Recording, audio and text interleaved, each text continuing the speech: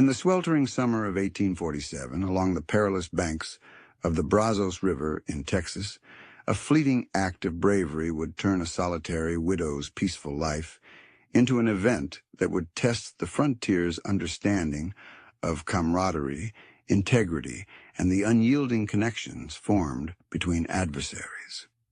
When Aldermere Silverthorn rescued a Comanche boy from suffocating quicksand, she couldn't have anticipated that her swift choice would summon an entire nation of warriors to her threshold, irrevocably changing the paths of two worlds that had only known hostility and suspicion.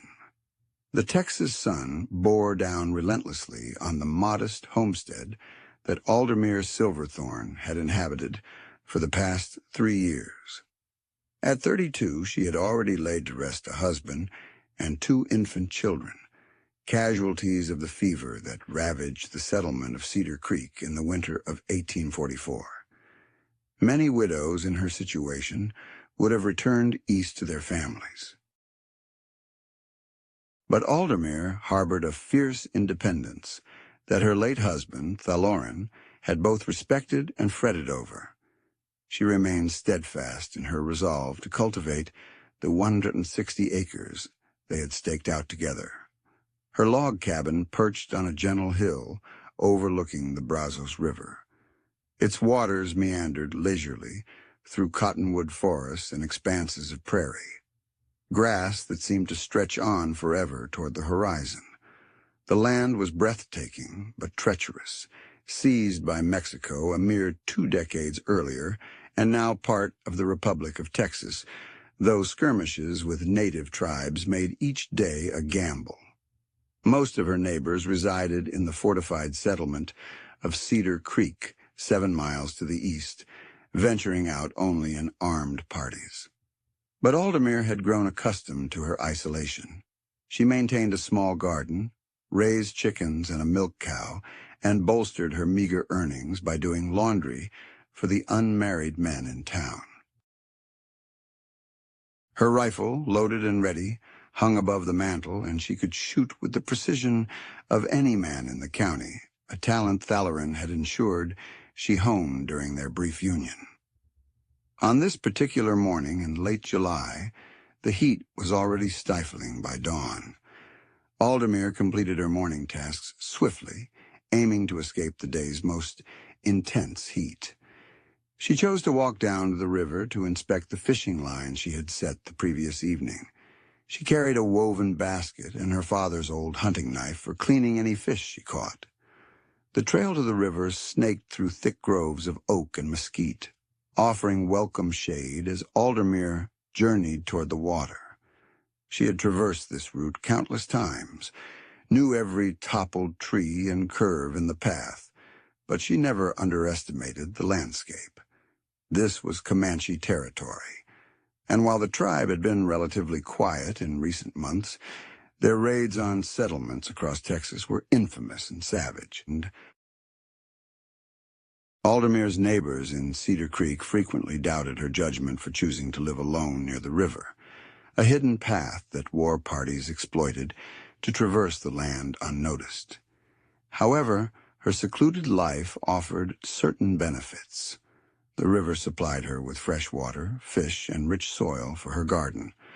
Above all, the solitude had aided her recovery from the heart-wrenching losses that had nearly shattered her 3 years prior. She arrived at the riverbank and inspected her lines, delighted to discover 2 sizable catfish and a bass in her improvised trap. The river was lower than usual, revealing muddy shores and forming new channels that had not been there the previous week. Recent upstream rains had altered the current, creating perilous quicksand pits where unsuspecting travelers might become ensnared. As Aldermere prepared to clean her catch, she spotted motion across the river, roughly 200 yards downstream. A rider on a painted pony approached the water's edge, moving with the effortless grace she had come to associate with Comanche warriors. Her breath hitched as she recognized the distinctive war paint and feathered lance, signaling that this was no ordinary traveler. The Comanche warrior seemed to be alone, which was uncommon. They usually journeyed in groups, especially this far into settled lands. Aldermere cautiously reached for the hunting knife at her side, though she knew it would be ineffective against a mounted warrior at such a distance.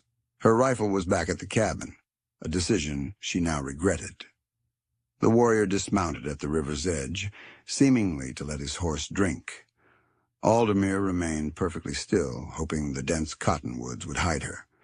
From her vantage point, she could see that the rider was young, around 16 or 17, with the lean frame of youth rather than the muscular build of an experienced warrior. His hurried movements suggested he was either fleeing or on a crucial mission. The young Comanche led his pony into the shallow water, but trouble struck almost instantly. The horse startled, rearing back and breaking free from his hold. As the pony retreated to solid ground, the young warrior found himself standing in what looked like knee-deep water, but was, in fact, far more treacherous. Aldermere watched in dread as the boy began to sink. What had appeared to be a shallow riverbed was actually quicksand concealed beneath a thin layer of water and debris. The more the young Comanche struggled, the faster he sank. In mere moments, the muddy trap had him up to his waist, and his frantic efforts were only worsening his predicament. Every instinct within Aldermere urged her to flee. This was a Comanche warrior, part of a tribe that had killed many of her neighbors, destroyed homesteads, and taken captives across Texas. His people had shown no mercy to white settlers, and she owed him nothing. The wisest course of action would have been to retreat silently and allow fate to run its course. However, as Aldermere observed the sheer panic on the young man's face, witnessing his gradual descent, she found herself acting before her mind had fully registered the choice. She couldn't stand idly by and watch another person perish, regardless of their identity or the wrongs their kin might have inflicted on hers. The riverbank on her side provided firmer ground compared to where the boy was ensnared. Aldermere swiftly gathered several long branches that had fallen from the cottonwoods, binding them together with strips torn from her apron to fashion a makeshift rope. The young Comanche was now chest-deep in the quicksand, his movements growing more desperate as he grasped the severity of his predicament. "Cease your struggles," Aldermere called out, her voice cutting clearly through the air. "You're only making it worse." The boy's head jerked up, his dark eyes wide with astonishment at hearing spoken English. For a moment their gazes met across the distance, and Aldermere saw something unexpected. Instead of the savage hatred she had anticipated, she saw intelligence, fear, and a desperate plea for help rather than harm. Aldermere ventured into the river, testing each step cautiously to avoid the same trap that had ensnared the young warrior. The current was stronger than it seemed from the shore, and she had to exert herself to keep her footing on the slick rocks beneath the surface. The improvised rope of branches and cloth felt tenuous in her hands, but it was their only chance. "Catch this!" she shouted, hurling one end of her improvised lifeline toward the sinking boy. The young Comanche's reflexes were sharp despite his dire situation. He snagged the bundle of branches on the first attempt, clutching them tightly with both hands while striving to keep his head above the quicksand surface. The rope held, but Aldermere instantly recognized that she lacked the strength to pull him free alone. The quicksand's suction was immensely powerful, and the young warrior was nearly shoulder-deep in the treacherous trap. "Don't pull," Aldermere instructed, recalling something her father had shared about quicksand during their westward journey. "Try to lean back and spread your weight. Move gradually." The boy appeared to grasp her intent, if not her words. He halted his frantic struggles and attempted to follow her gestures, leaning backward and trying to distribute his weight more evenly. The method helped slow his descent, but he remained trapped and was losing the battle against the relentless pull. Aldermere scanned the area frantically for additional assistance. The young warrior's pony stood on the far bank, reins dragging, occasionally whinnying nervously, as if sensing its rider's peril. An idea began to take shape in Aldermere's mind, perilous but potentially their only hope. Aldermere navigated the riverbed with deliberate steps, mindful not to disrupt the sediment beneath her.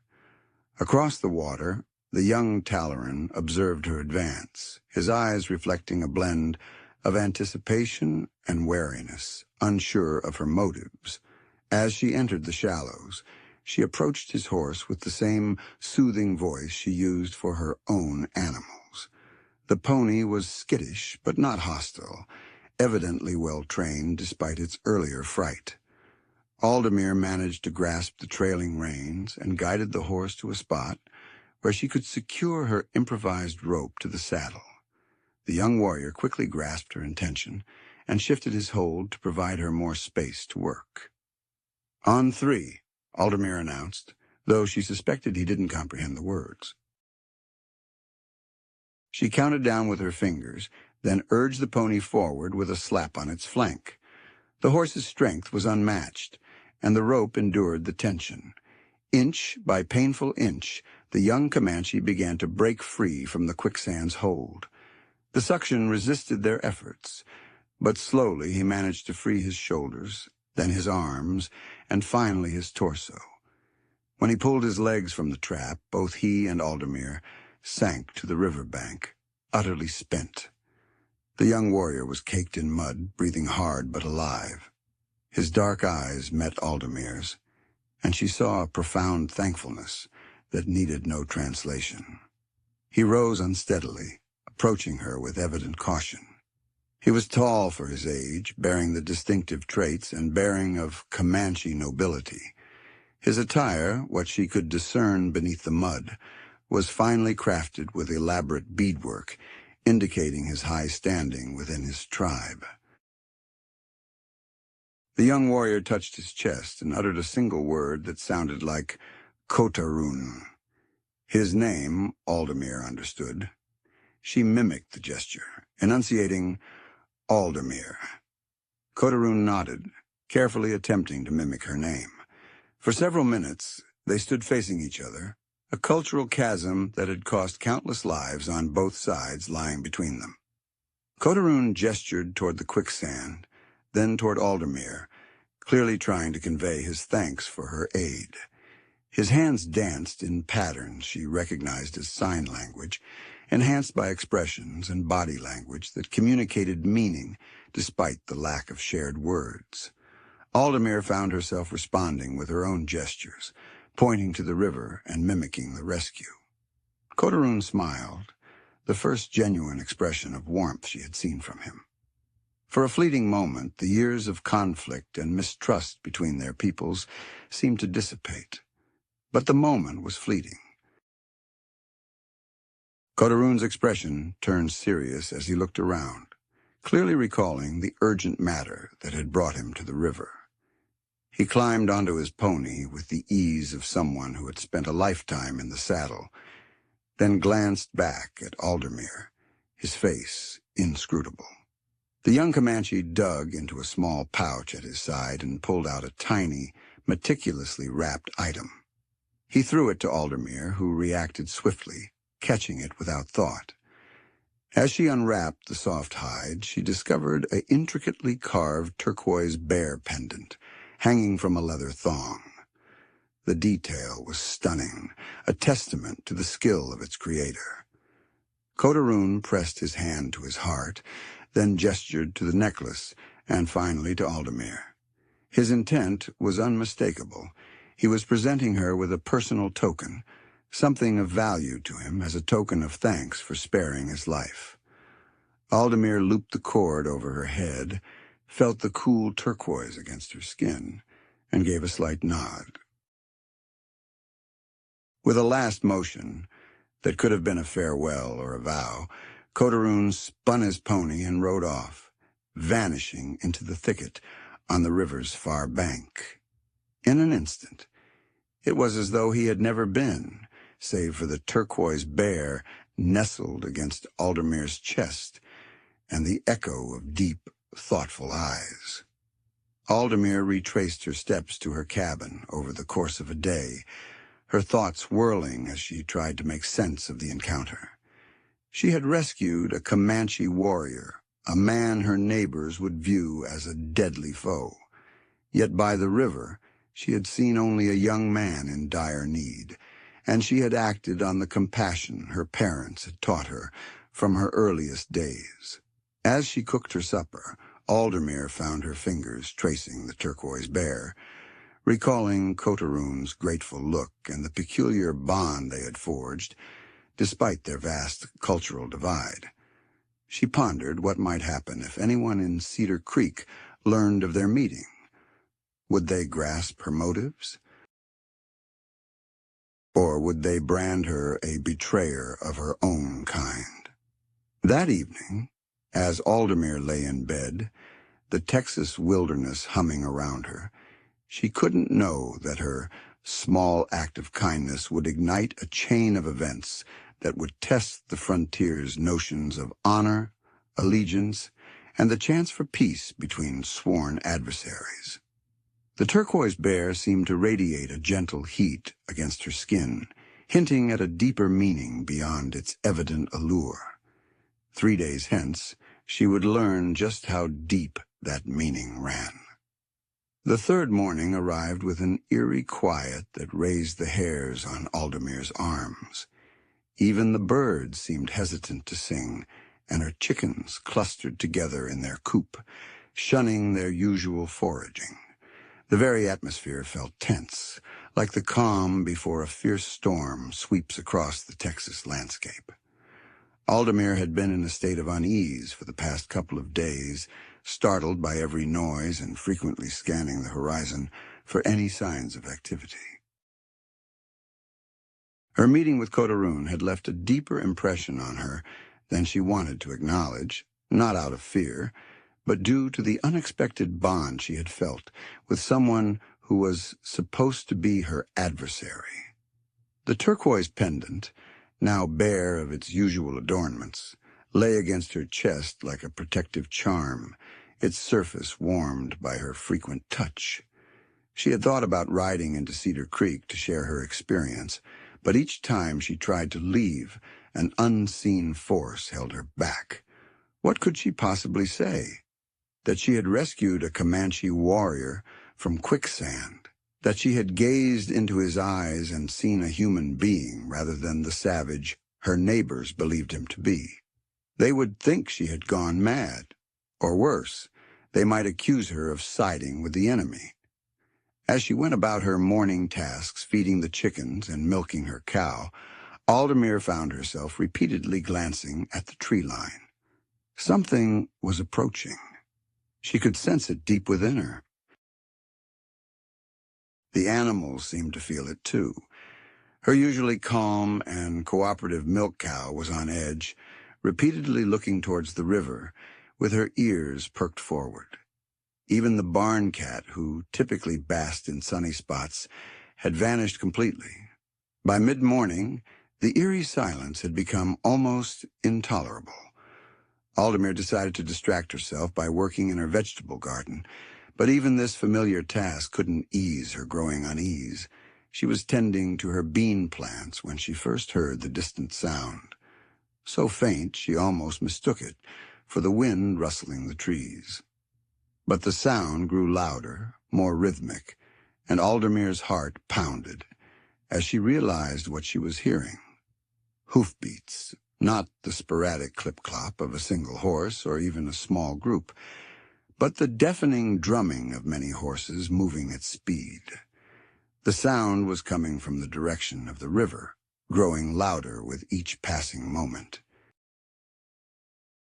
Aldermere dropped her gardening tools and rushed towards the cabin, her mind racing with possibilities. A cavalry patrol?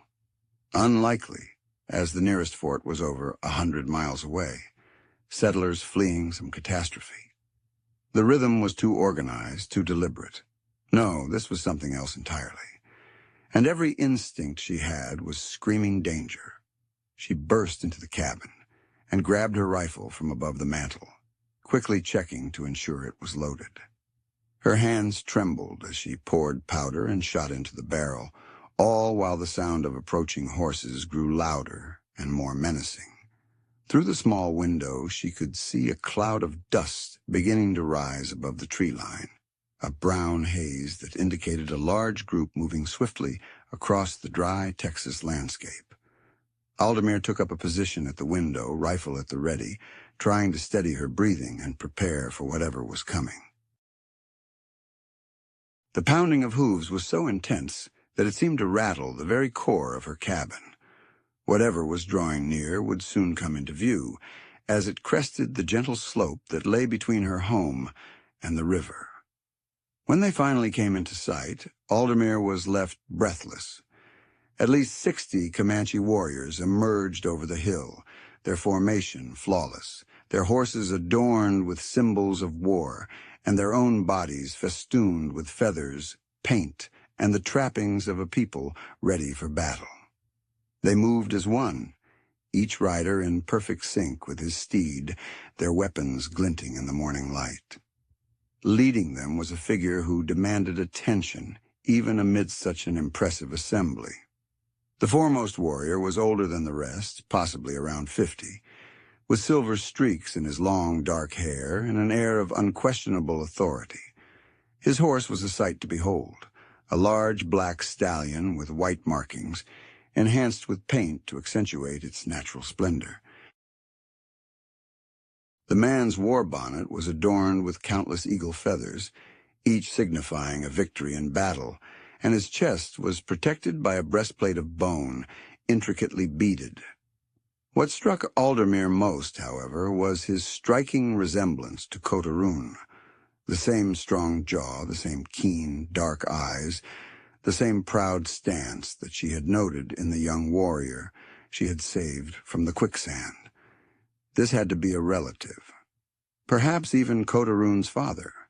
If that was the case, then the young man she had rescued was no ordinary warrior, but someone of great importance within the tribe. The war party came to a halt about 50 yards from Aldermere's cabin, their horses prancing with restrained energy. The silence that followed the cessation of the hoofbeats was almost more unnerving than the thunderous approach had been. 60 pairs of dark eyes scrutinized her modest homestead, evaluating, strategizing, preparing for whatever lay ahead. The chief, for Aldermere was convinced that was who he was, urged his stallion forward a few paces. When he spoke, his voice carried clearly across the distance, the words flowing in the melodic rhythms of the Comanche language, though she couldn't comprehend them. The tone seemed ceremonial rather than immediately menacing. He was making some sort of proclamation or declaration. From within the group, another voice chimed in, younger and more familiar. Aldermere's heart skipped a beat as she recognized Kotarune's voice, though she couldn't spot him among the sea of warriors. He was speaking rapidly, gesturing towards her cabin, and she caught what sounded like her name being repeated several times. The chief listened attentively to Kotarune's words, occasionally posing what sounded like questions. Other warriors joined the discussion, their voices weaving a complex tapestry of dialogue that Aldermere desperately wished she could understand. Were they deliberating her fate? Planning an assault? The group deliberated the events of their last meeting. Following a few minutes of heated debate, the chief signaled for quiet. The entire war band instantly fell silent, a testament to the profound respect and obedience he inspired. The chief scrutinized Aldermere's cabin for a moment before carefully dismounting from his horse. Aldermere's hold on her rifle strengthened, though she was aware that it would be futile against so many fighters. If their intent was harm, she was vastly outmatched and outnumbered. However, there was something in the chief's bearing that hinted this was not a war party seeking devastation, but something more nuanced. The chief approached her cabin, his steps deliberate and measured. He carried no visible arms, his hands empty and open. Behind him, Kotarune dismounted and trailed, reinforcing Aldermere's hunch about their connection. The young warrior appeared fully recovered from his struggle in the quicksand, his face adorned with the same war paint as the other riders. When the two Comanche men halted about 20 feet from her door, the chief examined Aldermere's cabin with evident curiosity, noting the details of her construction, her garden, and the layout of her modest homestead. His gaze was perceptive and evaluative, but not threatening. Kotarune stepped forward and spoke in deliberate English, his accent thick but comprehensible. "My father, the chief and iron-bearer of the Penitika Comanche, has come to converse with the white woman who rescued his son from the treacherous earth." Aldermere's breath hitched. Highwarden Ironhart Grimwolf. She had heard that name uttered in hushed, fearful tones around Cedar Creek. He was one of the most formidable war chiefs on the southern plains, a leader whose raids had struck fear into settlements from the Brazos River to the Rio Grande. And Kotarune was his son, which accounted for the quality of his attire and the deference shown by the other warriors. "I am humbled by your presence," Aldermere responded, her voice more composed than she felt. She moved onto her small porch, keeping the rifle lowered but at the ready. "Your son displayed great courage. The quicksand nearly claimed him." Kotarune conveyed her words to his father, who listened attentively before replying in Comanche. "My father says that courage without prudence often leads to ruin. He wonders why you jeopardized your life to save an adversary." The question lingered between them, weighted with implications Aldermere was just beginning to grasp. This was not merely a visit of thanks, but something far more consequential. Her response could shape not only her own destiny, but potentially the rapport between the Comanche and the white settlers across the entire region. "I witnessed a young man in peril," Aldermere said simply. "I couldn't stand by and watch anyone perish, regardless of their allegiance." When Kotarune translated this, Chief Ironhart Grimwolf's expression turned contemplative. He resumed speaking, this time more elaborately, his voice taking on a more official quality. "My father recounts that throughout his many years of conflict with the white man, he has never encountered anything like this. White settlers have observed Comanche warriors perish without intervening. Some have even intentionally caused such deaths. He seeks to comprehend the nature of your character." Aldermere paused before responding, recognizing the gravity of the moment. She understood that this conversation held more weight than mere courtesy. "I am a woman who has endured great loss in this land," she replied after a moment's thought. "I am familiar with the pain of watching someone you love die. I could not contribute to that agony, even for a stranger." The interpretation appeared to deeply move Chief Ironhart Grimwolf. His stern demeanor relaxed slightly, and he shared a significant look with his son. He spoke once more, and this time Kotarune's translation held a formal tone, hinting at a ritualistic importance. "My father explains that among our people, a life debt is considered sacred. When one person saves another's life, an unbreakable bond is formed. You have saved the life of his firstborn son, the future leader of his people. This action creates duties and possibilities that must be respected." Aldermere felt a shiver of unease. "What sort of duties?" Before Kotarune could translate her question, Chief Ironhart Grimwolf began speaking again, this time addressing not just her, but raising his voice so that all the gathered warriors could hear. His words carried the authority of an official announcement.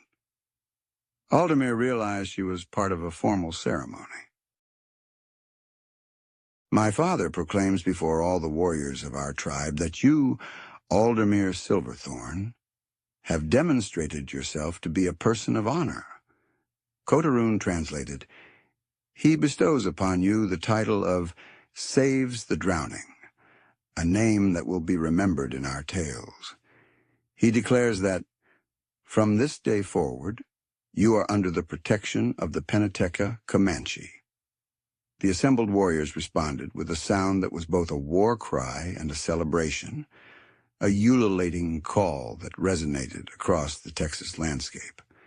Aldermere was overwhelmed by the ceremony's intensity and uncertain about its consequences. What does this mean precisely? She inquired once the noise had faded. Chief Ironhart Grimwolf spoke directly to her, this time in broken but comprehensible English. It means you are family now, Comanche family. No warrior will harm you. No raid will threaten your land. You have, as you say, sanctuary. The enormity of the situation began to sink in for Aldermere. She was being formally adopted into Comanche protection, a feat likely unprecedented for a white settler. It was an honor of immense significance, but one that would forever set her apart from her own people. There is more, Kotarune added, translating his father's ongoing words. My father wants to present you with a choice. You may stay here, shielded by our protection, continuing your life while knowing you are secure, or you may join us in our village, immersing yourself in our community and learning our traditions. Both paths are acceptable. Aldermere's thoughts raced with the implications. Stay here, safeguarded from Comanche attacks, yet possibly seen as a betrayer by fellow settlers, or leave behind everything she had established to live among people whose language she did not know and whose customs she barely grasped. I need time to ponder this significant choice, she responded after a moment. Chief Ironhart Grimwolf gave a nod of approval. Wisdom, he remarked in English. Good. He continued in Comanche, with Kotarune translating. My father says that prudent decisions need careful thought. He will leave warriors here to guard you while you deliberate. At sunrise tomorrow, he will come back for your answer. The chief turned to his war party, giving what seemed to be precise orders. Instantly, 10 warriors dismounted and began setting up a camp near Aldermere's cabin. They worked swiftly and skillfully, obviously experienced in creating temporary encampments. The rest of the warriors prepared to leave, but not before Chief Ironhart Grimwolf approached Aldermere again. He took out a leather pouch from his belt and retrieved an item wrapped in soft deer hide. Unfolding it gently, he showed a stunning silver armband adorned with turquoise stones that matched the bare pendant Kotarune had given her. The craftsmanship was remarkable, clearly the work of a skilled artisan. This was my grandmother's, Chief Ironhart Grimwolf said in deliberate English, placing the armband in Aldermere's hands. She was a bridge between tribes, fostering peace. You too are a bridge, perhaps between the Comanche and the white settlers. This will remind you of what is achievable. Aldermere took the armband with shaky hands, recognizing that she was being given something of immense personal and cultural importance. I am truly honored, she managed to say. Chief Ironhart Grimwolf mounted his horse, and most of the war party prepared to depart. Before leaving, he spoke briefly to Dawnhold, who would stay with the guard detail. With a final nod to Aldermere, he led his warriors away, their exit as striking and impressive as their arrival. As the dust cleared and silence returned to her homestead, Aldermere found herself alone with 10 Comanche warriors tasked with her protection. The strangeness of her situation hit her with full force. Just 3 days prior, she had been a solitary widow, living in fear of Comanche raids. Now she was under their protection, adorned with their ceremonial jewelry, and facing a decision that would alter her life forever. The warrior guards set up their camp at a respectful distance from her cabin, making it clear they were there to protect, not to capture. As dust settled, Kotarune came to her side, bearing 2 wooden bowls brimming with a hearty stew. "You must be famished," he remarked, extending one of the bowls to her. "A significant choice awaits us tomorrow. Tonight, let us dine together, and I will share tales of my people, helping you grasp what my father proposes." As they shared the modest repast side by side, Aldermere understood that her tranquil, secluded life had reached its end.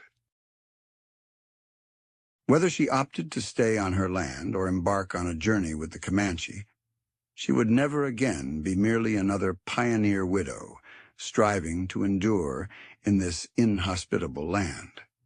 She had transformed into something extraordinary, a link between 2 worlds that had only known conflict and suspicion. The silver armband glinted in the glow of her oil lamp, its turquoise stones appearing to glow with an inner light. The following day would bring a choice that could shape not only her destiny, but also the lives of those caught between the 2 cultures. Tonight, she would heed Kotarune's narratives and attempt to comprehend what it might mean to genuinely belong to both worlds, or to neither. The night dragged on with excruciating slowness as Aldermere grappled with the most pivotal decision of her life. She perched on her modest porch in the pre-dawn gloom, observing the Comanche sentinels standing guard around her property. The warriors had kindled no fires, made no superfluous noise. Yet their presence was comforting rather than menacing. At intervals, one would stand and patrol a meticulous perimeter, scanning for perils that might endanger the woman they had vowed to safeguard. Throughout much of the evening, Kotarune had regaled her with accounts of his people, depicting a Comanche way of life that bore little resemblance to the brutal tales she had heard in Cedar Creek. He spoke of a sophisticated society with elaborate laws, profound spiritual convictions, and an unyielding loyalty to family and tribe that surpassed personal aspirations. However, he did not gloss over the harsh realities. "Our people and yours have spilled much blood," he had said as they sat together under the starlit Texas sky. "There are warriors in my father's band who have lost kin to white soldiers and settlers. They view your kindness to me as unusual, perhaps even dubious. If you choose to live among us, it will not be simple. You will have to prove yourself time and again." Aldermere had listened attentively, inquiring about daily life, the role of women in Comanche society, and what would be expected of her if she decided to abandon her homestead. Kotarune responded candidly, portraying a life that would be physically taxing, culturally demanding, but potentially enriching in ways she had never envisioned. "But if you remain here," he had added, "you will be isolated between 2 worlds. The white settlers will not comprehend why Comanche warriors shield you.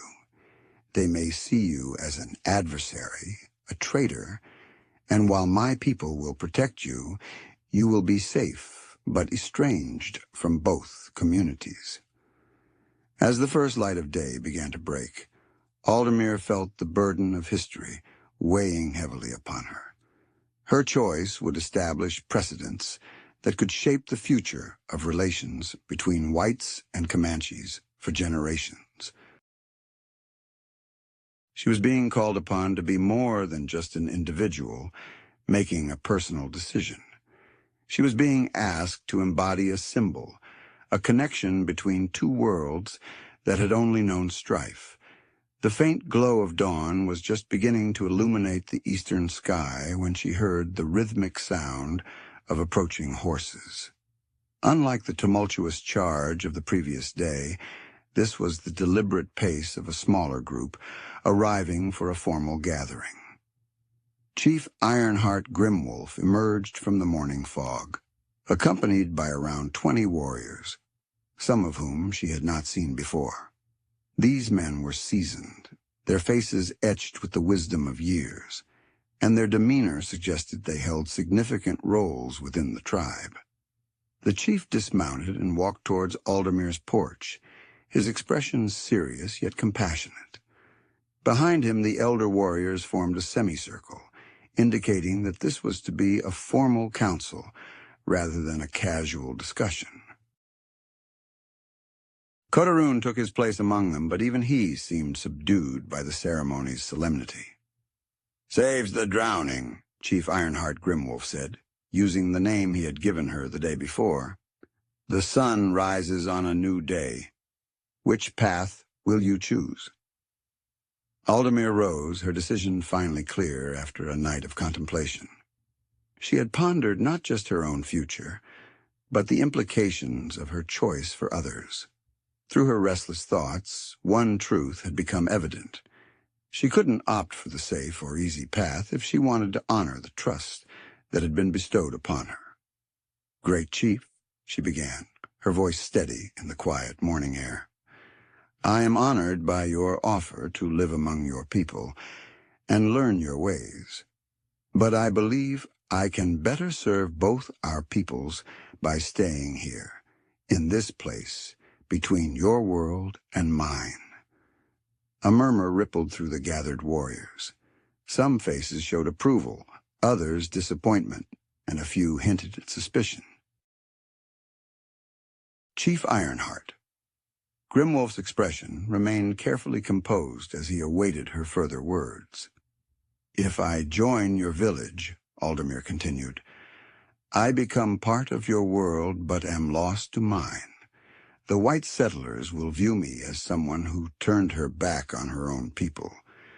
But if I remain here under your protection, I can act as a bridge. I can speak to both sides, help them understand each other, and perhaps prevent some of the bloodshed that has marked our histories." Kotarune translated her words for those who might not have understood the English, and Aldermere noticed several of the elder warriors nodding thoughtfully. This was clearly a concept they found intriguing, though not entirely comfortable. Chief Ironhart Grimwolf approached, scrutinizing Aldermere's expression carefully. "You would stand between two worlds," he declared, "belonging neither entirely to the Comanche nor to the white settlers. This is a treacherous journey, fraught with peril. Do you possess the strength to bear such a weight?" Aldermere confessed her uncertainty, yet she knew she had to attempt it. Too many lives had been lost due to the mistrust between our peoples. "Perhaps I can contribute, even in small measures, to bridging that divide." An elder warrior interjected, his words in Comanche hinting at a challenge. Chief Ironhart Grimwolf listened, then turned back to Aldermere. Frostreach Lunara inquires, "What assurance do we have that you will advocate fairly for our people when the time comes? How can we be certain you will not align with your own kind when conflicts rise?" Aldermere had foreseen this question. She retrieved the turquoise bear pendant that Dawnhold had given her, displaying it for all to see. Then she rolled up her sleeve to reveal the silver armband bestowed upon her by Highwarden Ironhart Grimwolf. "These are more than mere gifts," she explained. "They are sacred commitments. By accepting them, I accepted the responsibility for the lives and honor they embody. I cannot betray such trust and still respect myself. Your son's spirit resides within me now, As surely as if we shared blood, I will speak for your people, as I would for my own kin." Her words seemed to resonate with the gathered warriors. Several exchanged significant looks, and even frost-reached Lunara seemed to ponder her response thoughtfully. However, it was Chief Ironhart Grimwolf's reaction that held the most importance, and his expression remained inscrutable. "There is insight in your decision," he acknowledged after a pause. "But insight alone is insufficient for what you aim to achieve. You must immerse yourself in our traditions, our language, our customs, to truly represent us, and you must prove yourself to those of my people who harbor doubts." Aldermere nodded in understanding. "I am prepared to learn whatever is necessary." Chief Ironhart Grimwolf consulted with his advisors, their discussion in rapid Comanche far too intricate for Aldermere to comprehend. She could see that not all of them endorsed her choice, but the chief's authority was evidently unquestionable. When their conversation concluded, he turned to her once more. "We will explore this path," he declared, "but there must be terms, agreements between us to safeguard both our peoples from the risks this choice entails." Over the following hour, Aldermere engaged in a negotiation unlike any she had ever experienced. Chief Ironhart Grimwolf, with Dawnhold interpreting the more intricate concepts, outlined a framework for her new role that was both more extensive and more perilous than she had envisioned. She would reside on her homestead, but it would serve as neutral territory, a sanctuary where Comanche and white emissaries could convene in safety. She would acquire knowledge of the Comanche language and traditions through frequent lessons from tribal educators. In exchange, she would instruct eager Comanches about the ways of the white settlers, aiding them in grasping the intentions and tactics of those increasingly infringing upon their ancestral lands. Above all, she would act as a mediator during disputes, a figure both parties could rely on to convey messages and broker resolutions without the bias that had hindered past peace efforts. However, Chief Ironhart Grimwolf cautioned, "This journey will earn you foes among both groups. There are white men who gain from warring with the Comanche, just as there are warriors among my people who advocate for violence alone. Both sides will view you as a danger to their influence." Aldermere acknowledged the warning solemnly. "I grasp the dangers, but someone must endeavor to foster peace rather than merely ready for the next conflict." The formal pact culminated in a ritual that Aldermere intuited was unparalleled in Comanche lore. Chief Ironhart Grimwolf summoned a medicine man she had not previously noticed, an aged warrior adorned with ceremonial scars and eyes that held the wisdom of one who had conversed with spirits. The medicine man, introduced as Sees Far, conducted a blessing ritual over Aldermere, involving the burning of sage and chanting in a dialect so ancient that even Kotarune found parts of it challenging to interpret. Yet the purpose was evident. She was being formally acknowledged as an individual belonging to both worlds, someone whose word would be respected by the Comanche nation. Upon the ceremony's conclusion, Chief Ironhart Grimwolf bestowed upon Aldermere a final present, a magnificent Comanche war pony with distinctive pinto markings and perceptive eyes that seemed to evaluate her new owner thoughtfully.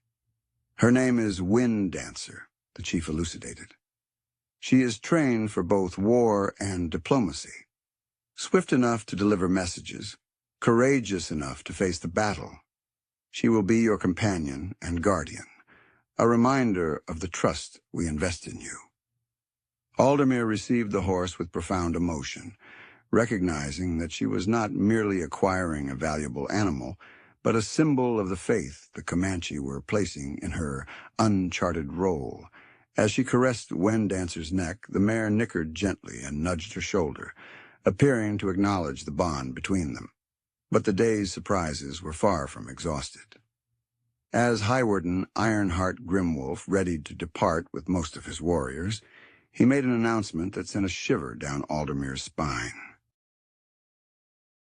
"Saves the drowning," he declared formally. "Your first trial arrives sooner than anticipated. 3 days' ride to the east, trouble is brewing.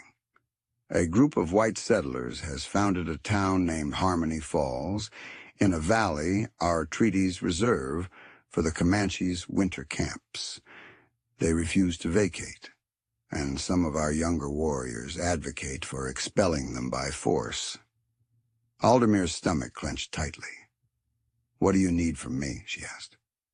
"Travel to this settlement," Chief Ironhart Grimwolf instructed. "Engage with these settlers and understand why they have decided to disregard the treaties their government agreed to with us. Determine if there is a chance for peace or if we must ready ourselves for conflict." The gravity of his request struck Aldermere like a sudden gust of wind. Her inaugural assignment as a peace envoy involved a scenario that could swiftly escalate into bloodshed, with her trapped between armed settlers and enraged Comanche warriors. "Will I venture there alone?" she inquired, attempting to conceal her apprehension. "Kotarune will join you," the chief responded, "along with 2 other warriors. They will stay concealed unless necessary, but close enough to defend you if the white settlers show hostility. You will present yourself as a solitary woman seeking to purchase supplies, gathering information without disclosing your genuine intentions." Kotarune moved closer, his youthful face serious with the burden they both now bore. "Your father places immense trust in you by assigning this task," he murmured. "But he also challenges you? If you can secure peace at Harmony Falls, it will demonstrate to both our peoples that your path is just." "And if I falter?" Aldermere began. Chief Ironhart Grimwolf's expression darkened. "Then many lives will be lost, and the opportunity for peace may be squandered for generations. The fate of countless souls will hinge on your actions, Aldermere. Tread carefully when you arrive at Harmony Falls." As the war party readied to depart, Aldermere understood that her tranquil, secluded life was forever behind her. She was no longer merely a widow striving to endure on the Texas frontier. She had transformed into something unheard of in the annals of white Comanche relations. She was now a diplomat, a mediator, a link between worlds that had forgotten how to communicate except through violence. The risks were immense, and failure would mean not just her own demise, but the loss of countless others. As Highwarden Ironhart Grimwolf and his warriors rode off, leaving her with the immense responsibility they had bestowed upon her, Aldermere gazed towards the eastern horizon, where Harmony Falls awaited. In 3 days, she would learn whether her choice to act as a bridge between worlds was an act of wise bravery or a tragic error.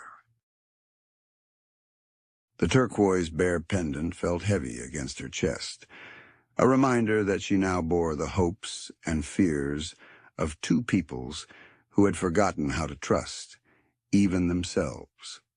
The trek to Harmony Falls commenced at dawn, with Aldermere astride Windancer, her heart burdened by the weight of her seemingly impossible mission.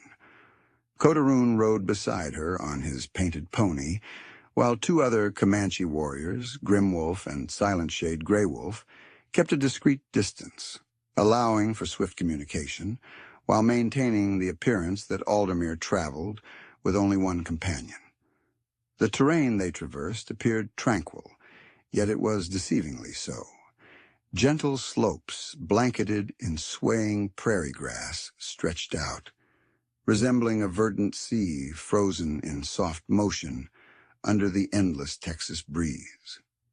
Vibrant wildflowers speckled the grassland, their brilliant hues painting a serene picture that hid the brutal history of the land. Indian paintbrush, bluebonnets, and yellow evening primrose woven together, concealing the decades of bloodshed that had stained the soil. However, Aldermere's keen eye detected the remnants of strife everywhere. Charred plots where homes once stood, neglected graves marked by rough wooden crosses, and the skeletal remains of wagon trains that had strayed too far from familiar paths. This was a battleground, a savage frontier where endurance hinged on unyielding watchfulness and the readiness to strike first. As they journeyed, Kotarune relayed information his father had compiled about Harmony Falls and its residents. The settlement had been founded a mere 8 months prior by a contingent of families from Tennessee, guided by a man named Jorath Nightgrove, who asserted that he had lawfully acquired the land from the state of Texas. The complication lay in the fact that the land fell within territory explicitly designated for Comanche winter encampments, according to treaties agreed upon with the federal government, presenting a legal quandary that seemed insurmountable. The settlers believe they possess documents that grant them rights to the land, Kotarune elaborated, as they maneuvered through a particularly rugged section of the landscape. Yet our treaties were established before their claims. Both parties insist that the law supports them. What do your people seek from the settlers? Aldermere inquired. Their complete departure, Kotarune responded. Or would they entertain the idea of sharing the valley during specific times of the year? Kotarune's expression turned contemplative. My father would embrace various resolutions if they were equitable. The valley is spacious enough for both our peoples, provided there is mutual respect. However, some of the younger warriors grow restless. They perceive the settlers' presence as a desecration of our sacred grounds. Their discussion was cut short by Silent Shade Grimwolf, who had ventured ahead to survey their path.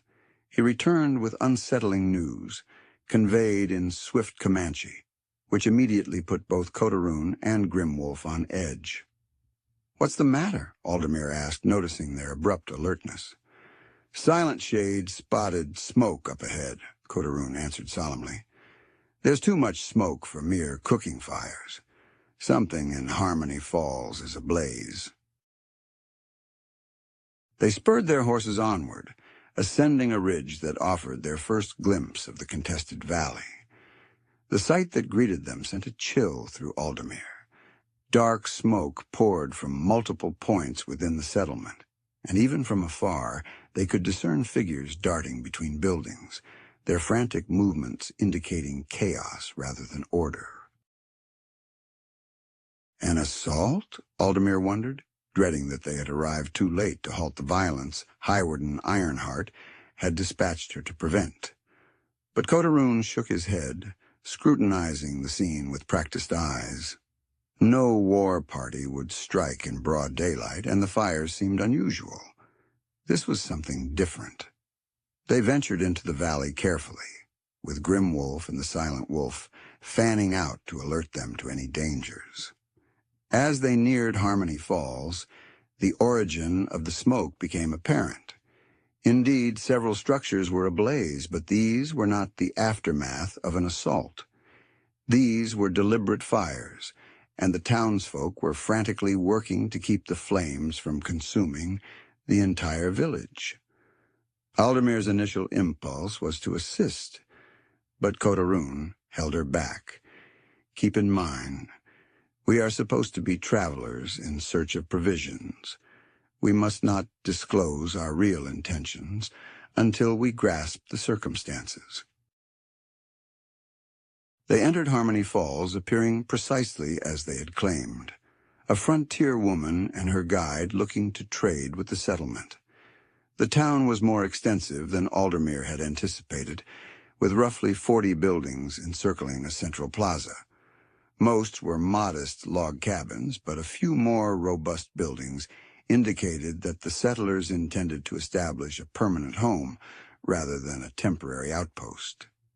The inhabitants were too engrossed in battling the blaze to notice the newcomers. A human chain stretched from the town's well to the burning buildings, with men, women, and children all contributing to the urgent effort to preserve their homes.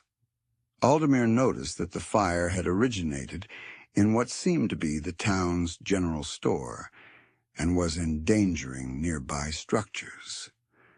"Assist us," pleaded a woman carrying buckets of water, her face smudged with soot and tears. "We desperately need more help." Aldermere did not pause. She dismounted Winddancer and joined the human chain, working alongside settlers she was supposedly encountering for the first time. Dawnhold mimicked her actions, though he noticed several townspeople regarding him warily. A Comanche warrior aiding in the rescue of their town was evidently not what they had anticipated. For the following 2 hours, Aldermere labored alongside the people of Harmony Falls, helping them save their settlement from ruin. The fire was ultimately subdued, but not before consuming the general store, a blacksmith's forge, and 2 family residences. As the immediate danger subsided and the settlers began to evaluate the damage, Aldermere finally had the opportunity to examine the community she had been tasked with investigating. The inhabitants of Harmony Falls were not the seasoned Indian fighters she had envisioned. Most were families with young children, farmers, and artisans seeking a new beginning in Texas rather than soldiers seeking conquest. They were clearly struggling to establish themselves in this unforgiving landscape, and the fire had significantly hindered their progress. Jorath Nightgrove, the settlement's leader, was a tall, bearded man in his 40s, whose demeanor suggested leadership experience but lacked a military background. As he drew near to express his gratitude to Aldermere for her assistance, she noticed the deep lines of fatigue and concern carved into his rugged face. "Madam, I am deeply grateful for your aid," he uttered, respectfully doffing his hat. "I am Jorath Nightgrove, and this is my settlement of Harmony Falls. We rarely encounter travelers in these parts, and even fewer who are willing to assist strangers in distress." "Aldermere Silverthorn," she responded, adhering to her fabricated backstory. "I was journeying through in search of provisions when we noticed the smoke. Anyone in my position would have done the same." Nightgrove's gaze shifted to Takakota, and Aldermere could sense the unease and apprehension that many white pioneers felt when encountering any Native American. "Is he your guide?" he inquired cautiously. "He is," Aldermere affirmed. "He is intimately familiar with this terrain, and he has saved my life on more than one occasion. It wasn't entirely a falsehood, though not in the manner Nightgrove would comprehend. Kotarune had indeed saved her life by invoking his father's protection and forging a path she could never have envisioned. "Well, any companion of yours is welcome here," Nightgrove declared, though his inflection hinted that this welcome was tentative at best. "But I must inquire, are you aware of the Native American troubles in this region? It's not safe for a woman to be traveling with just one guide, even one who is knowledgeable about the country." "What sort of troubles?" Aldermere asked, genuinely interested in the settler's viewpoint on the matter. Nightgrove's demeanor grew somber. "Comanche war parties have been sighted throughout the area. They assert that this valley belongs to them, claiming we are trespassing on their winter grounds, but we possess legal title to this land, acquired and paid for through proper means. They can't simply drive us out because they dislike having neighbors. Have they issued any specific threats? Aldermere probed, attempting to assess how imminent the situation was to erupting into violence.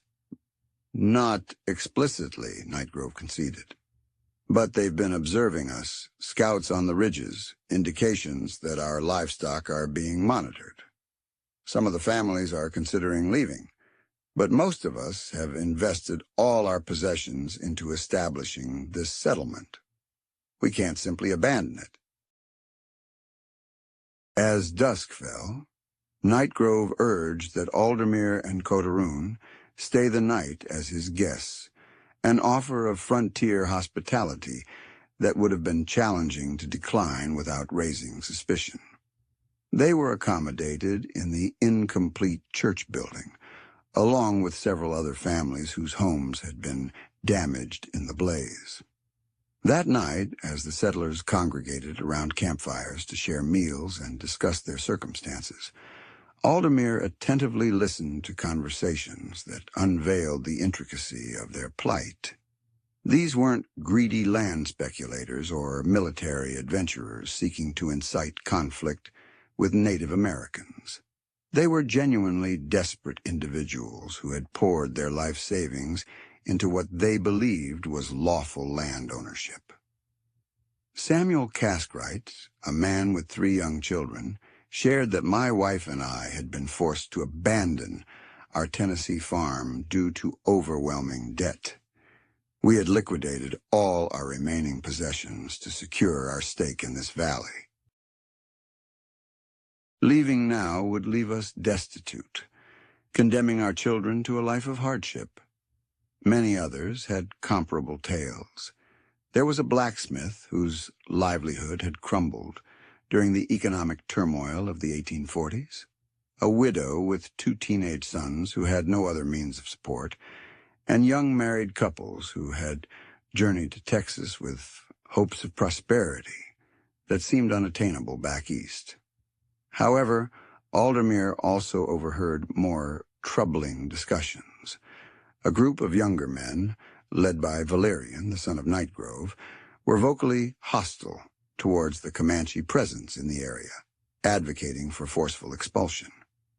We didn't travel this far to be intimidated by savages, Valerian proclaimed loudly, ensuring others would hear. If they want to fight, I say we give them one they'll never forget. His father intervened, cautioning, "Silence that talk. We're aiming to establish a peaceful community, not ignite a war," Valerian retorted, his youthful confidence unshaken.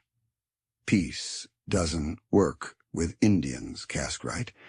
You can't reason with people who only understand force." Aldermere caught Donhold's eye, noticing his barely concealed frustration with the blatant prejudice and ignorance. Despite his anger, he remained steadfast in his role as her silent companion. Later that evening, as most settlers slept, Aldermere sought a private moment with Jorath Nightgrove. She approached him thoughtfully, aware that her next words could sway the balance between peace and conflict. "Mr. Nightgrove," she began softly, "might I discuss the Indian situation with you openly?" Nightgrove looked up from the documents he was reviewing by firelight, land deeds and legal papers. "Of course, Mrs. Silverthorn," he replied. "Do you have experience in these matters?" "Some," Aldermere answered cautiously. "I've spent enough time on the frontier to know that most conflicts stem from misunderstanding rather than inherent malice on either side. Have you ever engaged in dialogue with any Comanche representatives about sharing this valley?" Nightgrove's expression turned doubtful. "Ma'am, with respect, you can't negotiate with people who disregard the rule of law. We possess a legal title to this land. That should settle the matter." "But what if the Comanche also have legal claims?" Aldermere countered. "What if there are federal treaties that grant them access to this valley? Wouldn't it be wiser to find a resolution that respects both parties' rights rather than waging a war that could devastate everything you've built here? For a moment, Nightgrove pondered her words. Is there something particular you wish to know about our treaties? He inquired. This was the pivotal moment Aldermere had been anticipating. The critical juncture where she would need to disclose at least a portion of her genuine intentions. I am aware that the Comanche regard this valley as hallowed ground, a site for their winter encampments for countless generations. I also recognize that they are reasonable people, provided they are engaged with honor and sincerity. How could you possibly be privy to that information? Nightgrove questioned, his voice tinged with skepticism. Aldermere inhaled deeply, aware that her forthcoming words would bind her to the perilous course she had elected. I have conversed with them, she explained. They have expressed a willingness to pursue a peaceful resolution if your people are sincerely interested in coexistence rather than domination. The hush that ensued her disclosure was overwhelming. Nightgrove gazed at her with a blend of incredulity and apprehension, evidently striving to grasp her meaning. You've engaged in dialogue with the Comanche, he inquired deliberately. How is that feasible? It's a lengthy tale, Aldermere responded. However, the crucial point is that Highwarden Ironhart Grimwolf, their leader, has empowered me to investigate the possibility of peace. He is open to meeting with representatives from your community to discuss terms that might enable both parties to utilize this valley without strife. Nightgrove's hand instinctively drifted toward the pistol at his side, a motion that Kotarune promptly observed. The young Comanche warrior braced himself, prepared to shield Aldermere if required, but she met his gaze and subtly shook her head. Mrs. Silverthorn, Nightgrove stated cautiously, are you implying that you serve as a mediator between the Comanche and the white settlers? I am conveying that I have witnessed excessive bloodshed and aspire to avert more, Aldermere clarified. Your families merit the opportunity to establish tranquil lives here. So do the Comanche families who have inhabited this valley for generations. Perhaps there exists a means for both realities to coexist. The burden of decision loomed heavily in the night air as Jorath Nightgrove grappled with notions that contradicted everything he had believed about the frontier, about the native peoples, and about the essence of possession. His resolution would dictate whether Harmony Falls became the stage for groundbreaking negotiations or a battleground drenched in the blood of two peoples who had forgotten how to trust. The dawn that ascended over Harmony Falls bore an unsettling tranquility that sent a shiver of dread down Aldermere's spine. She had endured a sleepless night awaiting Jorath Nightgrove's response to her disclosure. But the settlement leader had requested time to deliberate her proposal and confer with other town elders. What she had not foreseen was awakening to discover herself encircled by a dozen armed men, their rifles aimed at both her and Kotarune with a lethal purpose. Valerian Nightgrove stood at the heart of the group, his youthful visage contorted with animosity and righteous indignation. Aldermere noticed several young settlers behind Valerian, individuals she had collaborated with the day before to combat the fires endangering their town. The sense of betrayal was more painful than any physical injury. Valerian smirked, his finger perilously close to his rifle's trigger. So, the Comanche spy and her savage companion believed they could deceive us with their charade of assistance in firefighting, he sneered. But we're not as gullible as you assumed. Aldermere lifted her hands gradually, attempting to convey composure while her mind swiftly evaluated potential escape routes. Kotarune stood motionless beside her, but she could feel the tension in his body, poised to act at the slightest chance. The issue was that any abrupt movement could likely lead to both of their deaths. "There's been a misunderstanding," Aldermere stated cautiously. "I came here to avert violence, not to instigate it." "The only misunderstanding," Valerian retorted harshly, "is that we thought you were an honorable white woman, not a traitor who consorts with Indians. My father might be naive enough to believe your lies about peace and diplomacy, but some of us know what must be done."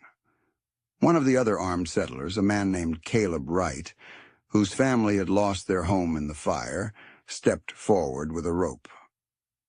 "We're going to secure you both tightly, then use you as bait to lure in that Comanche war party.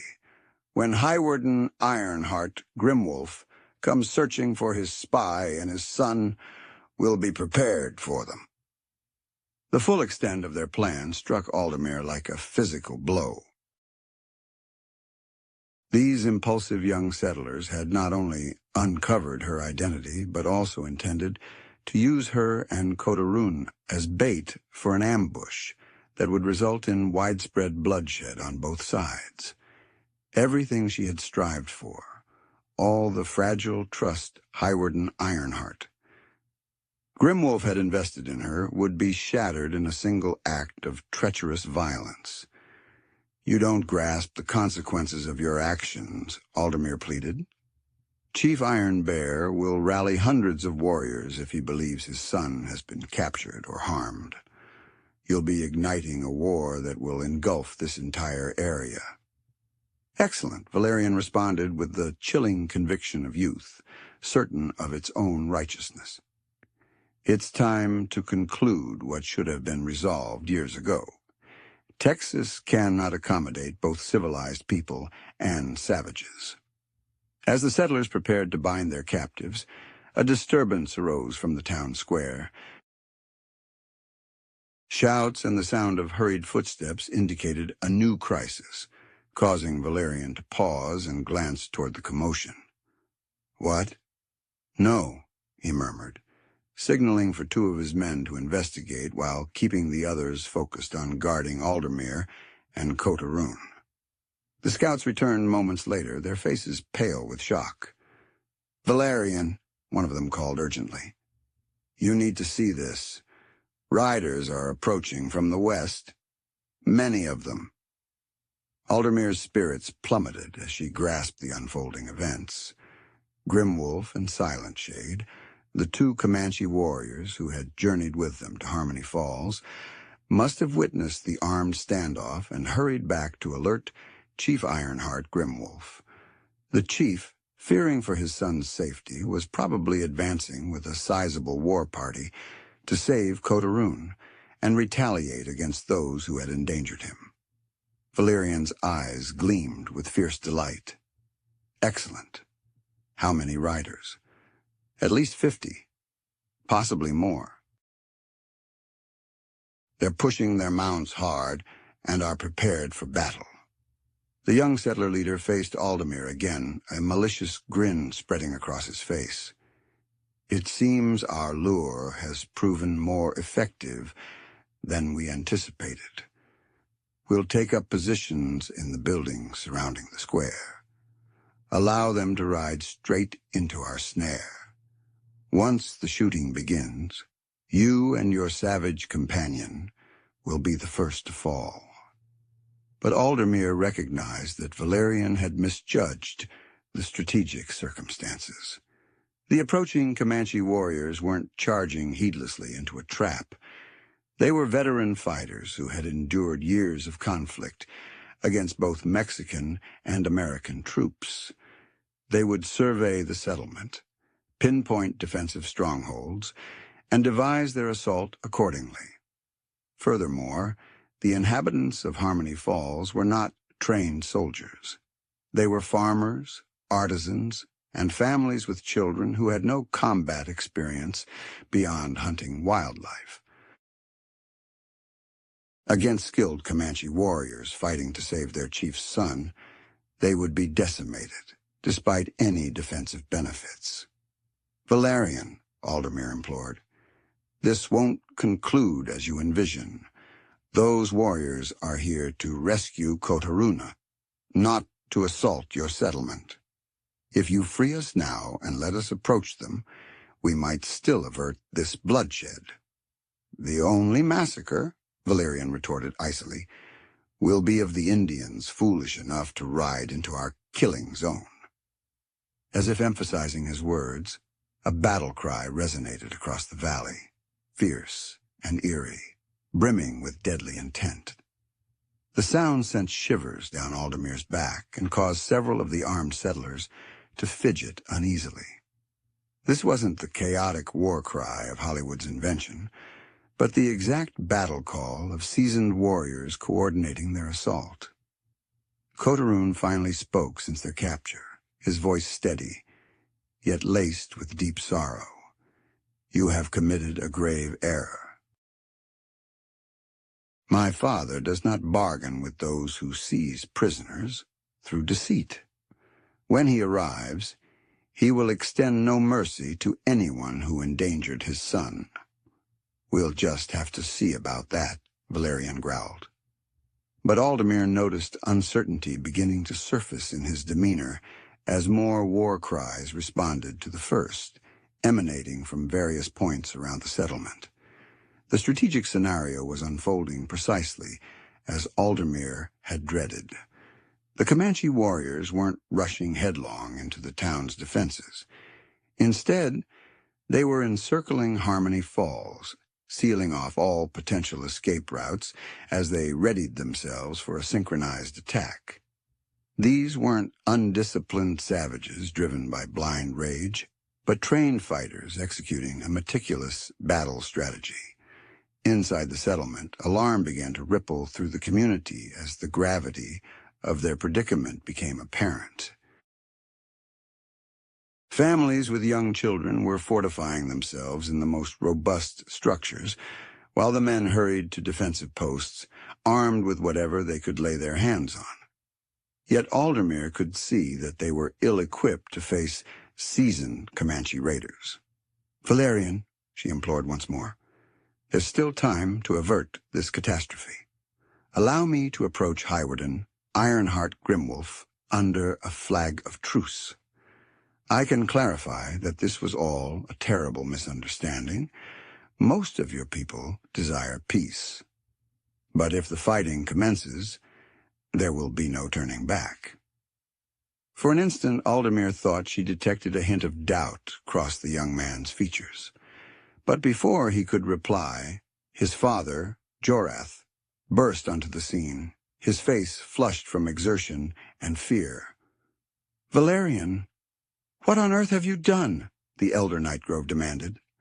"I explicitly told you I needed time to ponder Mrs. Silverthorn's offer, not to seize her as a prisoner." "She's a spy, Caskwright," Valerian retorted defensively. "She's been colluding with the Indians all along, likely plotting to aid them in their assault. I did what was necessary." Jeremiah glanced around at the armed men surrounding Aldermere and Kotarune, then at the defensive preparations underway throughout the settlement. His expression turned pale as he grasped the full extent of his son's blunder. "You idiot," he murmured. "You've condemned us all." Before Valerian could respond, a new sound pierced the morning air, the deafening thunder of numerous horses charging at full speed. Chief Ironhart Grimwolf and his war party had arrived, and from the sound of it, he had brought far more warriors than the initial 50 spotted. "To your posts, everyone," Valerian commanded, but his voice wavered with nervousness, betraying his earlier bravado. "Steady yourselves!"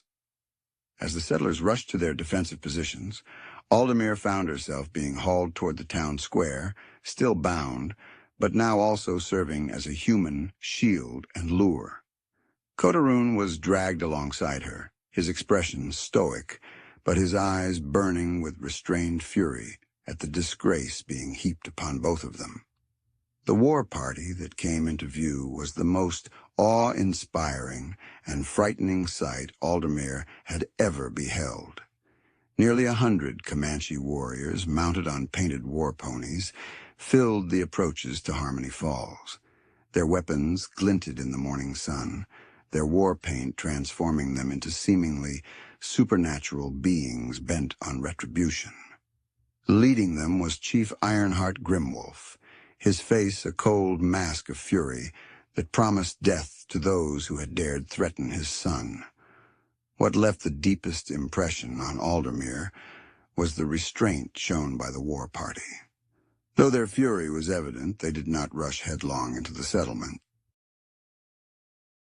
Rather, they secured strategic points around the town, allowing their chief to assess the situation. The ensuing standoff was more chilling than any skirmish could have been. Nearly 100 Comanche warriors confronted roughly 30 armed settlers, separated by a mere 200 yards, with the lives of innocent women and children teetering in the balance. The silence was as taut as a drawn bowstring, interrupted only by the anxious whinnies of horses and the distant sobs of frightened children. Chief Ironhart Grimwolf nudged his black stallion forward, close enough for his voice to reach the settlement clearly. When he spoke, it was in English, accented but lucid, ensuring that every settler grasped his words precisely. I am High Warden Ironhart Grimwolf of the Pennatica Comanche. You detain my son and the woman who rescued him. Free them now, and some of you might live to see another dawn. Valerian Nightgrove stepped forward, using Aldermere as a shield while he bellowed his reply. We know she's your spy. We know you intend to assault our settlement. Approach any closer, and we'll execute them both. The threat lingered between the two groups, palpable and brimming with the potential for catastrophic violence. Aldermere noticed the chief's jaw clenching as he struggled to contain his fury at seeing his son held captive and endangered. But it was Kotarune who shattered the ominous silence, calling out to his father in their native tongue. His words were too swift and intricate for Aldermere to comprehend, but his tone suggested he was attempting to avert the impending bloodshed. Chief Ironhart Grimwolf listened to his son's pleas, then responded in kind. Their exchange lasted several minutes, with other warriors occasionally joining the discussion. Aldermere observed Valerian's growing unease as he realized he was unable to decipher their plans. At last, Chief Ironhart Grimwolf addressed the settlers again. My son informs me that some of you aided in fighting fires yesterday, that you showed compassion to Saves the Drowning when she assisted your community.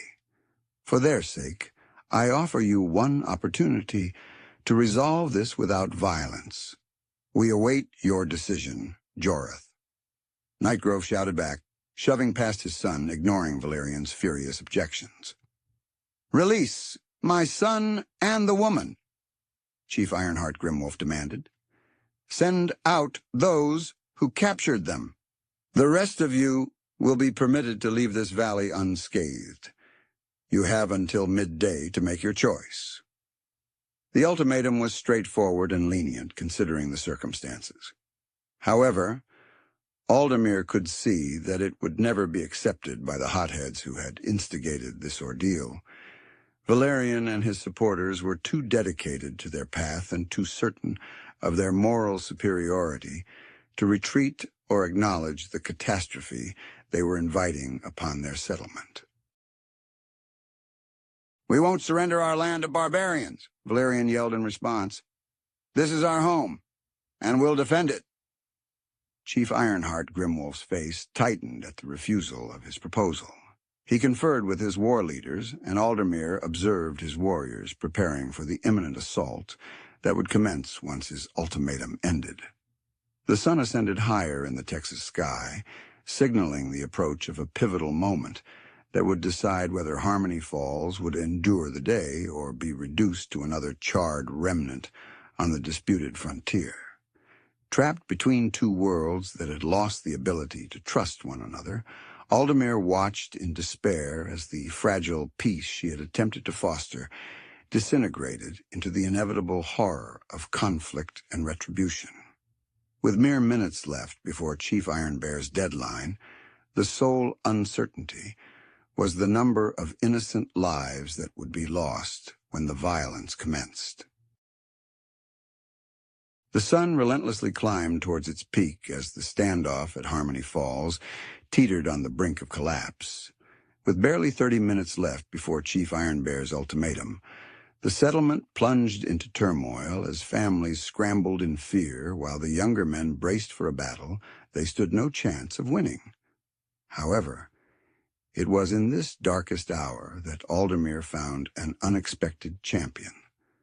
Alara Nightgrove, Jorath's wife, and Valerian's mother, strode towards the armed men surrounding the captives with a resolve that astonished all who witnessed it. The mature woman had devoted the morning to coordinating the evacuation of children and elderly residents. Now she moved with the resolute gait of someone who had reached a life-altering decision. Valerian Nightgrove, "You will release those people immediately," she ordered, her voice resonating with the unyielding authority of a mother at her wit's end. "Mailer, this does not concern you," Valerian retorted, though his voice lacked its previous conviction. "I'm safeguarding our family, our community. You're tearing apart everything we sought to establish here," Alara countered, her eyes ablaze with anger. "That woman rescued our general store yesterday. She stood with our neighbors to shield our homes.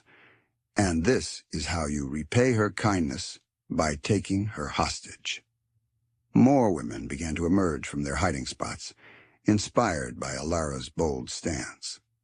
Mariseth Caskwright, whose husband had spoken of their dire situation the previous night, stepped forward with her 3 young children clinging to her skirt. "Mrs. Nightgrove is correct," Mariseth asserted, her voice trembling but resolute. "We ventured here to forge new lives, not to ignite wars. If there's a glimmer of peace, we must seize it." The residents of Harmony Falls started to rally behind Alara Nightgrove, standing up to the armed men one by one. They encircled Aldermere and Kotarune, their united front making it challenging for Valerian and his men to keep their hostages without endangering their own loved ones. "What is the meaning of this?" Valerian asked, his voice trembling as he saw his control slipping away. "We're doing what we should have done long ago," Alara responded steadfastly. She then turned to Aldermere. "Mrs. Silverthorn, if you indeed have sway with Chief Ironhart Grimwolf, can you put an end to this violence?" A glimmer of hope sparked within Aldermere for the first time since her abduction. "I think so, but I must be able to speak with him unencumbered, and Kotarune must be set free as well." Alara agreed and started to cut the ropes binding Aldermere's wrists, dismissing her son's furious objections. "Mariseth, assist me with the young man," she instructed, and together they freed him from his restraints. "Mailer, you have no idea what you're doing," Valerian yelled, lifting his rifle as if to intervene. However, his father, Jorath, intervened at that moment, having observed the standoff from across the square. The elder man approached his son, his expression a blend of disapproval and resolve that spoke volumes about the family's turmoil amidst the crisis. "Valerian, put down that weapon," Jorath ordered. "You've done enough harm for one day. But she's siding with the Indians. She's going to help them wipe us out. Take a look around you, Valerian. Jurath responded sorrowfully. See what your actions have already wrought. Half our families are fleeing in fear. The other half are gearing up to fight to the death. Is this the community we envisioned building? The tense exchange between father and son unfolded as the minutes ticked away towards Chief Ironbear's ultimatum. Aldermere could see the Comanche warriors growing impatient, their horses fidgeting with pent-up energy as they awaited the command to charge. I must go to Chief Ironbear immediately, Aldermere urged Alara. Every second we delay raises the likelihood of this ending in a bloodbath. Alara nodded and stepped back, but not before placing something in Aldermere's hand. It was a small, intricately carved wooden cross, smooth from years of handling. This was my mother's, Alara murmured. She always said it would shield those who carried God's peace into the darkest places. Perhaps it will aid you now. Aldermere took the cross with heartfelt thanks, acknowledging the immense trust being bestowed upon her as she prepared to approach the Comanche lines. Kotarune grasped her arm. My father is extremely furious, he cautioned softly.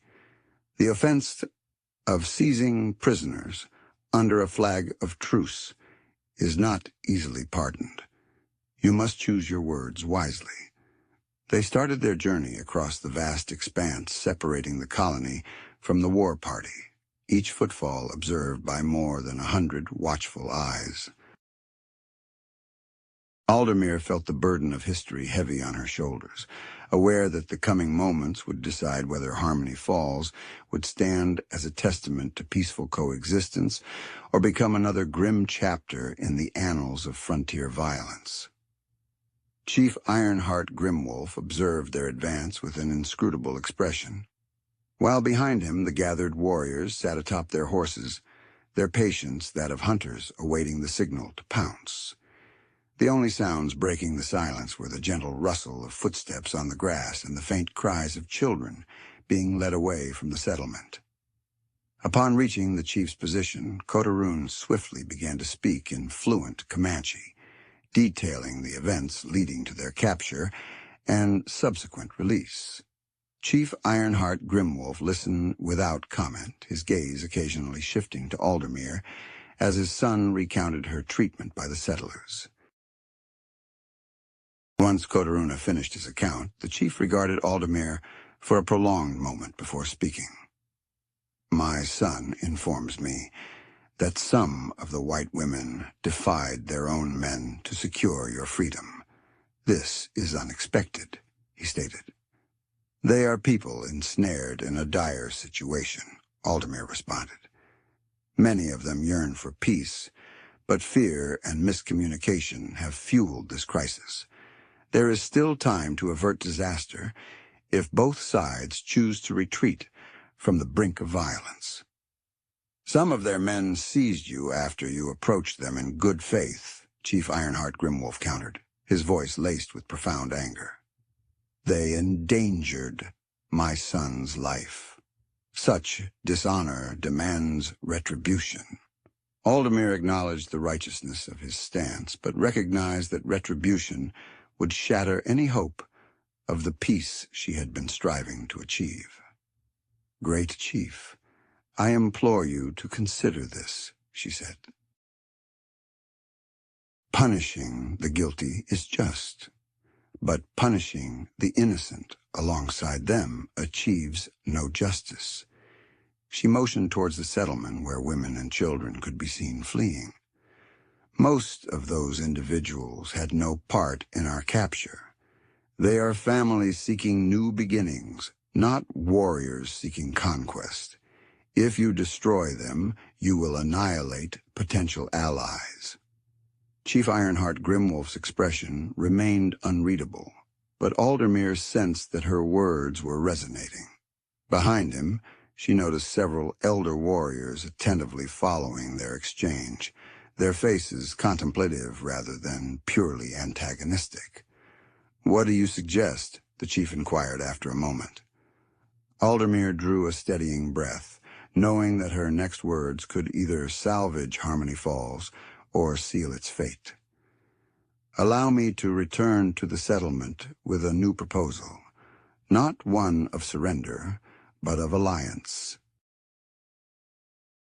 The valley is spacious enough for both our peoples if we choose cooperation over conflict. Chief Ironhart Grimwolf responded with doubt. You speak of an alliance, but how can there be trust after today's events? Aldermere countered. You've demonstrated honor by offering them a chance to surrender without bloodshed. Now allow me to show them that not all white people break their promises. The chief pondered her words for some time, consulting with his war leaders in Low Comanche. Ultimately, he made a decision that caught everyone off guard. I will grant you one more opportunity, for even the drowning deserve a chance to be saved, he declared. But this time, you will not go alone. I will accompany you to address their leaders directly. If they honor their word, we can discuss sharing this valley. If they betray us again, there will be no mercy left to give. The choice for Chief Ironhart Grimwolf to personally enter the settlement was unheard of and fraught with danger. If the settlers chose to attack him, it could spark a massacre, far worse than the current crisis. However, Aldermere recognized the wisdom in his plan. By displaying courage and sincerity, he could foster trust instead of fear. I acknowledge the danger you're facing, Aldermere assured him. I pledge to protect you with my life if needed. Highwarden Ironhart Grimwolf nodded gravely. And I vow that if we are betrayed again, my retribution will be swift and absolute. The procession that headed towards Harmony Falls was unlike anything the frontier had witnessed before. Highwarden Ironhart Grimwolf rode at the center, with Aldermere and a Takakota by his side, and 20 of his most respected warriors as an escort.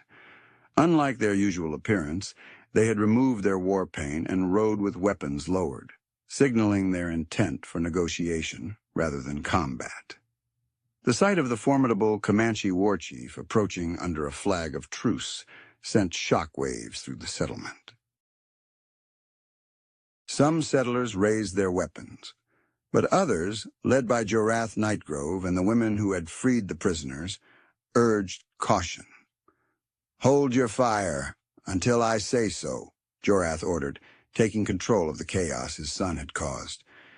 We will listen to what they have to say. The group stopped in the town square with Highwarden Ironhart Grimwolf dismounting and standing openly, visible to all.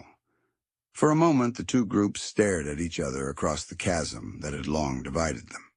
Then Highwarden Ironhart Grimwolf began to speak, his voice echoing clearly through the settlement. He spoke in English slowly and distinctly, ensuring that every settler could comprehend his words. I am Highwarden Ironhart Grimwolf of the Pendant Comanche. I approach you not as an adversary, but as a leader striving to avert the loss of innocent lives on both sides. Earlier today, some of your people acted dishonorably by capturing prisoners under deceitful circumstances. However, I have also heard that others among you demonstrated honor, safeguarding those prisoners and pursuing peace. He halted, giving his words time to resonate. Before proceeding, I could have sought retribution for the affront to my son and the woman who saved his life. My warriors stand ready to turn this valley into a river of blood. Yet I opt to present you with an unprecedented opportunity, the chance to coexist peacefully in this land. A hum of voices rippled through the gathered settlers, some doubtful, others optimistic. Jorath Nightgrove moved forward as their spokesperson. Chief Ironhart Grimwolf, we value your willingness to engage with us directly, but we must grasp what you are proposing. This valley is our home now. We have poured everything into establishing our community here, and it was my people's home long before yours arrived." Chief Ironhart Grimwolf responded, "I do not demand that you depart. I request that you consider the possibility of two peoples sharing one land, each respecting the other's rights and needs." Over the following hour, an unprecedented negotiation unfolded in frontier history. With Aldermere interpreting the subtle cultural nuances and Takakota offering insights into both viewpoints, Highwarden Ironhart Grimwolf and the settlers of Harmony Falls crafted an accord that neither side had envisioned just days prior.